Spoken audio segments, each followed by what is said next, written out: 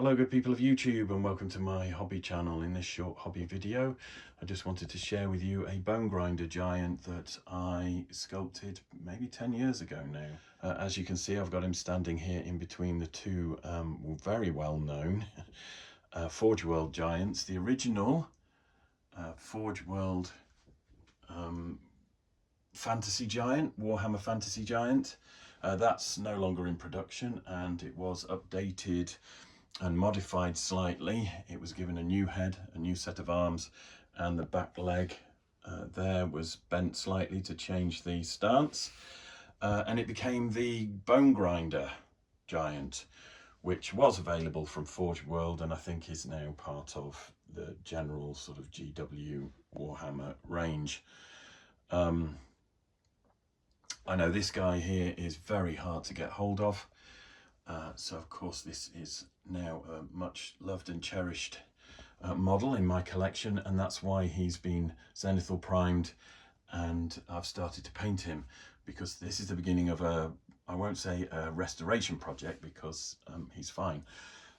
This was a restoration project because he was missing the counterweight for his trebuchet arm, so I sculpted that and painted it and glued that on, and that did actually feature in one of my previous videos, so if you want to check that out, please do. But this guy is going to be painted and brought back into useful service. I've included the Marauder giant that I painted recently as a scale reference, so you can just see how big these Forgeworld giants were compared to the standard sort of Warhammer Citadel miniatures, and that is one of the classic sort of plastic Warhammer giants, which again I haven't yet painted. I do have several other giants that I haven't built yet. I've got the classic metal Warhammer giant that came after this guy here. I've got the two Albion giants, and they were very much the inspiration for my own attempt at a bone grinder. I like the fact that they were tall and scrawny and skinny, and I kind of went with that build and that physique when sculpting this one. I also drew a little from Lord of the Rings. The inspiration for sculpting that face, you can probably tell, was Gollum when he would sort of yell "my precious" and then sneer at someone or growl at them. I tried to capture that kind of menacing look in that face. The face is sculpted with Super Sculpey, as are some of the fleshy parts, because I could work that and sculpt that until I was happy with it, and then you just bake it at a low temperature in the oven for half an hour and it sets hard. The other bits of the model have been sculpted with milliput and green stuff blended together. The different colours are of no importance other than the fact that I had some terracotta milliput and I had some brown stuff as well as green stuff. So I was just using what was available. I mixed the milliput with green stuff to give me a firmer putty at the end of it when it all dries, and this giant was completed and ready to go into production. As I said, I sculpted him maybe 10 years ago now, so he's a piece of my sculpting history, and he never made it into production. Now I'm in two minds whether or not to just paint this guy and keep him as a one-off prototype in my own collection of giants, or whether to get rid of him, move him on to someone else who can put him into production. And as long as I get a couple of castings of this guy in resin, I'd be happy to do that. If you are interested, then by all means please drop a comment below and let me know, and I will let you know if I do get rid of him, who will end up putting him into production. As I said, this is a model that I finished 10 years ago, and I've got two boxes full of old stuff that I will share if I find anything that I think you guys might be interested in or might like to see. Obviously, since sculpting that giant, I've gone on to write two modelling and painting books, one on fantasy figures, the other on sci-fi miniatures, and that really is where my passion lies now.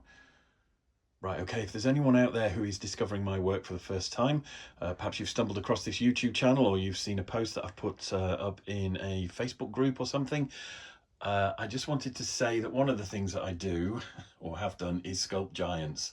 I love giants, I'm kind of crazy about them.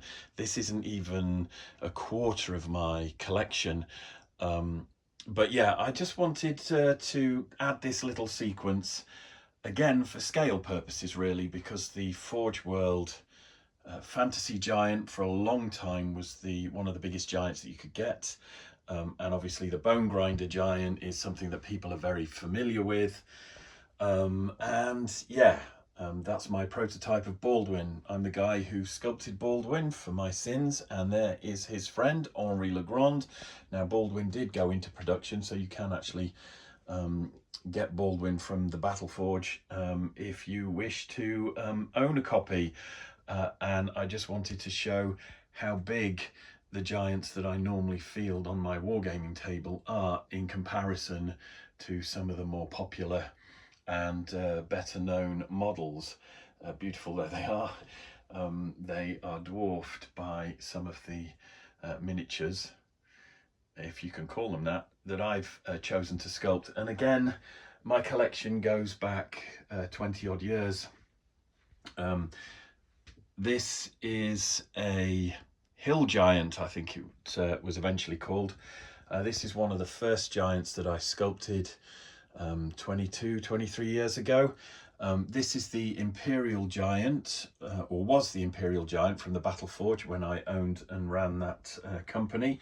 And you can see how big he is in comparison to the Bonegrinder there. So that for a long time was my only offering to the wargaming community as a giant that you could purchase.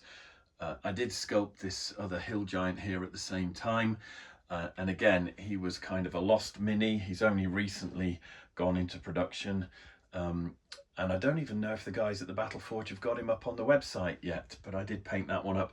Interchangeable hands, interchangeable heads with the Imperial Giant, but a very goofy, kind of derpy old hammer look about those. And I will be including some of these giants in with my old hammer armies when I dust off those Citadel miniatures and get those painted up. Obviously, yeah, the Bonegrinder there, and then Baldwin. This was the prototype.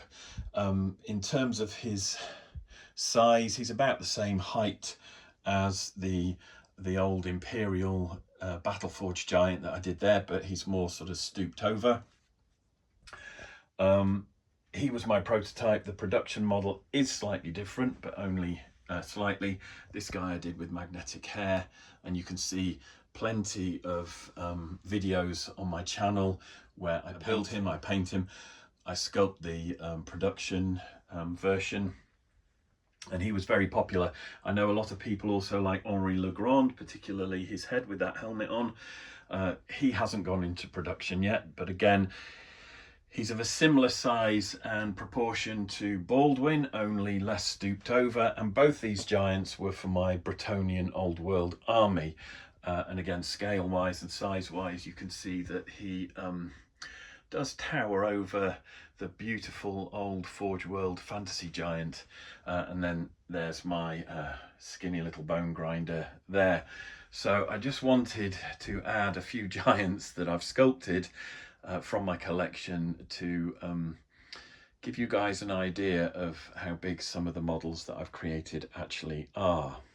As always, thanks ever so much for watching. I hope you've enjoyed this video. If you have, please smash that like button. It's the best way that you can help my channel, and it lets me know that the material that I'm producing is meaningful and popular with you guys.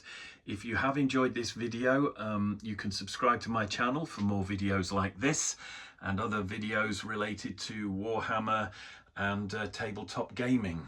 If you'd like to leave a comment, please do. Let me know if you would be interested in getting hold of a resin version of that Bonegrinder there, should I give him a way to go into production. All the likes, the subscriptions and the comments help inform the YouTube algorithms that a channel like mine is worth promoting.